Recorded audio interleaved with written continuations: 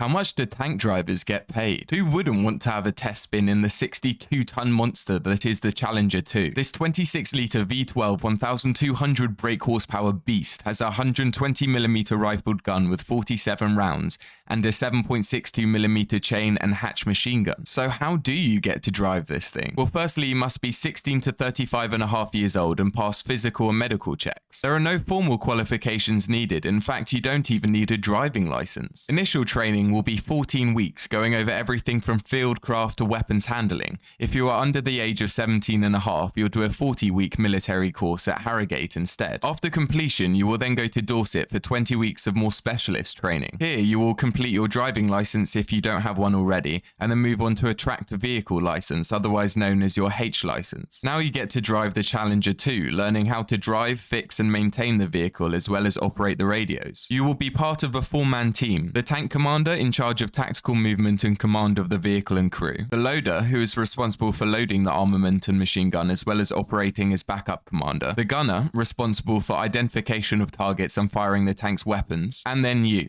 the driver, who is usually the most junior member of the crew. You will initially earn £16,844 whilst in training that increases upon promotion to Lance Corporal to £21,425 after 26 weeks service. Promotion to Corporal shall then net you a salary of £33,065 to £35,419. A sergeant will then earn £37,198 to £41,039, with a WO2 earning £41,872 to £49,067, and a WO1 shall make £65,297 to £68,665. You may be worried that the Challenger 2 might become your metal coffin, but don't worry, only one Challenger 2 tank has ever been destroyed since the tank's introduction in 1998, and that incident was in fact a friendly fire from another Challenger 2. A Queen's Royal Lancers tank was misidentified as flanking enemy and thus was shot by another British Challenger 2,